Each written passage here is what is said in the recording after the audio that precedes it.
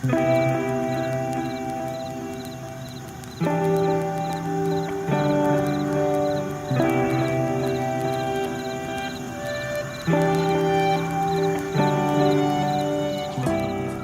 hello, hello. Good evening, good day, good morning, depending on which side of the world you're joining us from. I am Patrick Kinzonzi, I'm Herman Madimba. and welcome to Me versus Me. So, right now, what we're basically going to do is to just talk you through the following segments that we've got lined up for the months to come. It's going to be some really, really interesting segments.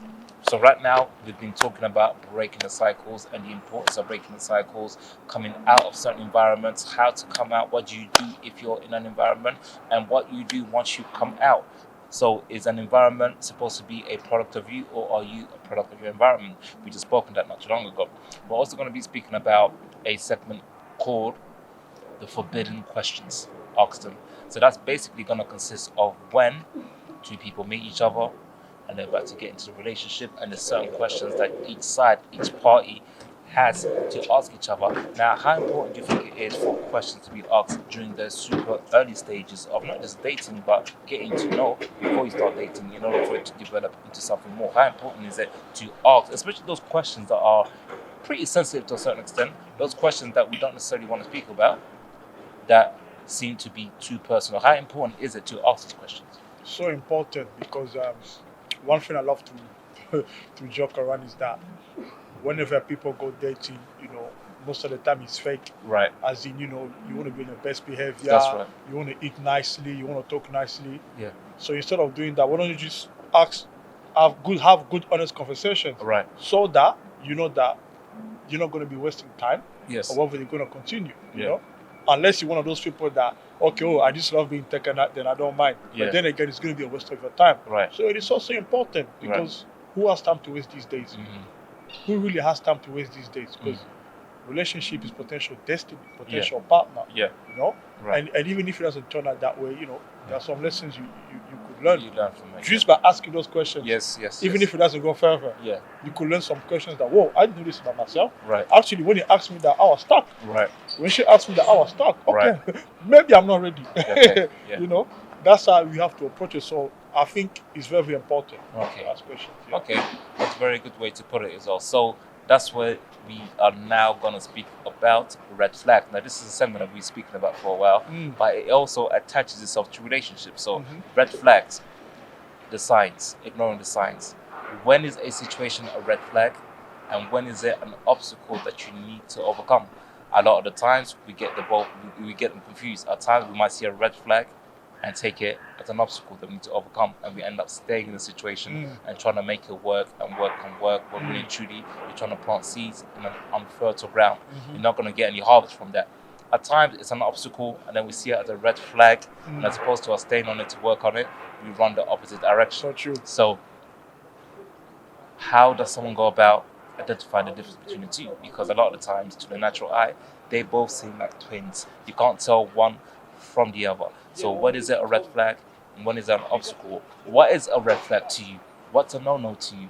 And what's an obstacle that you can actually work on as well? These are very important things when it comes to relationships. Not just relationships between two people who want to become potential partners and have a future together, but in terms of friendships as well. Yes. In terms of working relationships as well. Potential business partners, investors in the project that you're working on as well. All of these things are very important. I mean, how do you differentiate the two? And this is a heavy one, This really is a heavy one. I think wisdom is key in this, You have the advantage to pray for wisdom. You ask for wisdom. Yeah. That's why the beginning is always important. Yeah.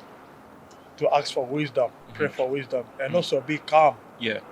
Whenever a red flag or obstacle comes, be calm about the situation. Right. Don't just react. Because you done this. I was gonna take you to the you didn't come. That's it. That's it. That's it. That was just an obstacle, No, that means that the person is rude, they're disrespectful, they didn't even call me. Wait to hear the explanation, and be willing to give them another try. But I'll say exercise wisdom and be calm about it.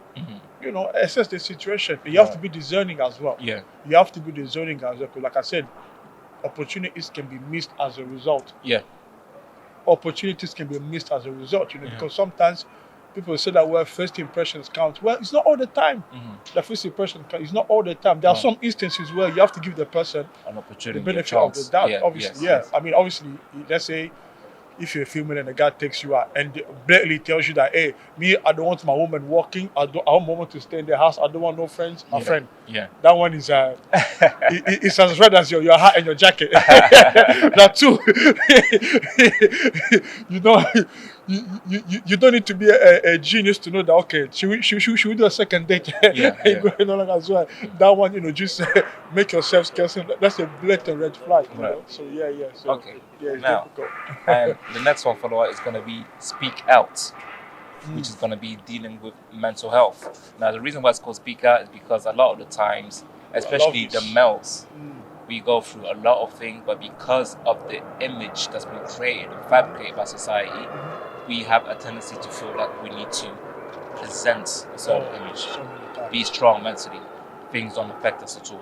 As a result of that, what happens is we end up suffering in silence. The more you suffer in silence, the more it builds up, and you end up actually getting worse. I call it the wine effect, where you're drinking it and it seems sweet. You're drinking it and it don't seem like it's affecting you at all. But after a few glasses, all of a sudden, what could have been dealt with had you addressed it in the beginning has now become a big problem. Suicide rates are way higher when it comes to the male all the time. Why? Because we don't speak about things. We don't open up about things all the time. And as a result of that, it's affecting society in itself. Because of the image that society itself has presented. Now, there are some men out there who are a part of families. There are husbands, there are fathers to kids. Now, if you are suffering in silence because you feel like you need to present a certain image to your children, you're not benefiting your family, you're not benefiting your wife, your children. If you are a leader in an organization and you're leading a group of people, you're leading various departments, you're not benefiting them if you are suffering in silence. So that's why it's called speak out. Now, how important is it to speak out when dealing with such things? Very, it's very important. It's so funny because at the moment I'm actually doing a mental health course at the moment. Right. Okay. I've been doing a mental health course for the last 3-4 weeks. And you know what? When we talk about mental health here, it doesn't mean someone that's crazy. There you go. Exactly. Mental health is just your well-being, first of all. That's what it's about. Yeah. It's your well-being. It's not, oh my God, it's gone cool. No, it's your well-being. And when as I was going through the course, some of the course stuff, the modules for the course, and the examples of mental health when it can affect you and stuff like that, I actually realized that a lot of those things it's affected me at some point in my life. Right. But because of that thing you said as a man, brush it off. Brush it off. But then it gets you inside. Yeah. When I look at some of this, I was like, okay, it did happen to me at some point in my life. Yes. But who was there to speak to? I just ignored it. But I was like, whoa. Most of us display some of those things at one point or another. Yeah. And that's what, like you said, because we are so silent about it as men, because you've had nowhere to go in the past, and that's why you see the suicide rate, the drinking rate, eventually suicide, taking the drug drugs, abuse, things like that. These are the things. So that one is very, very, very important. It's very, very important to discuss it, because mental health is our well-being. Yeah. It's not us going crazy. It's the well-being. Well-being, yeah. Your well-being. That's what it is. Nobody says it's crazy. No, mental health. Your well-being. If you don't function up there, what can you really do? Yeah, that's true. Yeah. No, what can you really do? That's exactly. You're going to you just be on autopilot and you are not there. Yeah, you're you not go there. home, you are not there. Yes. Imagine worse if you are even married and then you're not okay up there. What's going to happen? You know, you're going to be a danger to yourself and to your family as well. So we need to speak out about it. We need to crush some of those stigmas, especially in our community. Oh, 100%. I'm coming for you. Yeah. We're coming. The key word you said there was danger to yourself. Yeah. If you are a danger to yourself, automatically you become a danger to all of those around you. Yeah. Now, the next one that we've got coming up is bridging the gap. That's what we're going to be focusing on the younger generation and discussing how much of a big gap is there between that younger generation and the parent generation. Yes. When there's a large gap, to what extent does it affect them? How large is the disconnect? What kind of impact is that disconnect actually having? Are we losing the younger generation by keeping that gap? How did that gap start? What is that gap currently doing? And is there a way to repair the gap? If there is, how do we go about doing it? Is it the older parents' generation that's supposed to do it? Or is the younger generation going to be the one to say, you know what, let's step up and close this gap again so that there can be a connection? Because at the end of the day, we all need each other. Yeah. As parents, you want the best for your kids, Yes. and the kids, they need their parents for guidance. If they don't have that guidance at home, they are going to go elsewhere to look for it. It's just as simple as that. Yeah. And the advantage that we have these youngsters, they are way more advanced than we were when we were younger, and way more advanced than our adults were when they were younger. When I say our adults, I mean like our parents' generation. Yeah, Now, I'm not saying that there's lessons that we've learned that they don't know.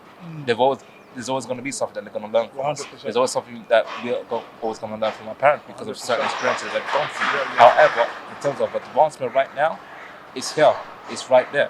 So how important is it for that gap to be bridged? Oh, that one is key. That one is key. We have seen it with us and our parents. You know, there are certain things that they didn't talk to us about. They refused to speak to us about. They refuse to know about us. They just one-way opinion. Yeah. It's my way. This is how you do it. This is how to do it. And you can see that the gap, the gap has widened. You know, Right. there's certain behaviors that young people have displayed. They've not sought to understood that. Yeah. You know, okay, let me just bring something that I even mentioned. I spoke about my Instagram the other day. Let's say sex, for example. Right. Yeah. When growing up, to our parents to us, sex is a dirty word. Yeah.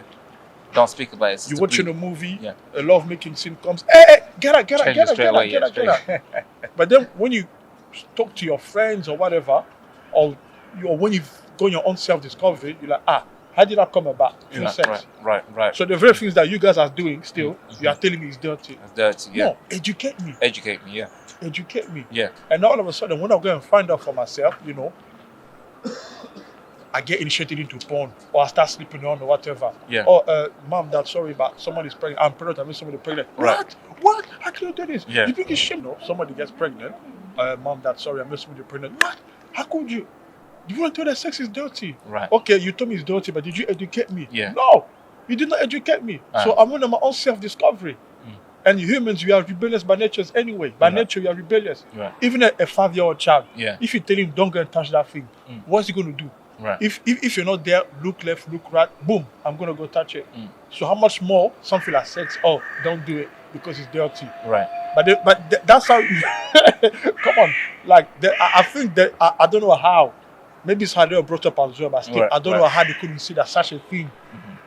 They should have sat down and give us a proper education about it. Right. Now some of them get upset when people go in colleges and schools and they get given out free condoms. Yeah. No, don't get upset about it. Yeah. Educate. Exactly. Yeah. Educate. Yeah. You know, there's no need to get upset when the damage has already been done. No, Yeah. educate. So this is just one example where they decided to just put a blindfold. Right. You know, things like that. The gap has to be bridged. It's just things like that. Let's communicate more. Yeah. You know, obviously they're older than us, so that means that there's certain things they know. We don't know. We don't know. Yeah. Certain things that we know they also don't know, so they need to listen to us as well. Yeah. And there's only certain things that we can only hear about and experience through them telling us because what took place during their time and period no longer exists. That's it. Yeah. Exactly. Yeah. It no longer exists. We're never going to experience it. At best, we're just going to hear it from them. We're going to hear that information, knowledge, and wisdom from them because that lifestyle doesn't exist anymore. So it will be key information for us. It will be actually like a stepping stone towards us developing and growing and learning and utilizing these things a lot better. Because really and truly, if that's the key to life, if we came into this world through that, then clearly it cannot be that nasty. Clearly it shouldn't really be a taboo, but maybe based on how it's delivered. So as opposed to not speaking about it at all, how do we get to learn about it? Is that once you get engaged, decide to get engaged, and then you present your future partner to them, then are you then going to sit down with them and talk to them about it? They still wouldn't. Because they look at it as adults, as in like we ain't supposed to have this kind of conversation. Yeah. So it's really education. Of course. Yeah, it's really education. So that's why it's so important for that gap to be bridged, because when we bridge the gap, what's actually happening is we are losing each other. Parents lose the young generation, and young generation are losing the parents. And what happens sometimes, there's a subtle resentment that starts to grow. That starts to grow. When does it grow? It grows when they go elsewhere to search for those answers, elsewhere to search for inspiration, elsewhere to search for those tools of life. That's going to lead them in the path that they actually know they need to be in. Now, because they're not getting that example at home, resentment and bitterness can then grow. So once they actually achieve that now, what happens is, well, sometimes some parents feel a certain type of way. They feel jealous. Why? Oh, my son has achieved this in life, my daughter has achieved this, but I didn't teach her that. Who did she learn it from? Oh, this individual, this mentor. Who's this mentor that she keeps praising all the time? Who's this mentor that he keeps praising all the time? That's The right. mentor. That's Who right. does he think he is, man? He think I'm the one who carried my child for 9 months, not him. That's Why right. these things happen? In order to avoid that, we need to bridge the gap. I need you. You need me. That's right. We need each other. No man or woman is an island. So that was just a brief message about me versus me in terms of what we've got planned out. And guys, do listen. If you have any suggestions of any content that you feel needs to be discussed, any ideas or suggestions, feel free to definitely contact us via Facebook, via Instagram as well. Our details and contacts are right here. As you can see, you can contact myself personally, you can contact Herman Madimba personally, or you can go through the actual me versus me socials, Instagram and Facebook as well. So that will be it from me. I am Patrick Kinzonzi, I'm Herman Madimba. and we'll catch you guys soon. We really, really look forward to seeing you yes. guys and engaging with you guys online as well. So take care. Have a great day. Peace. Yes.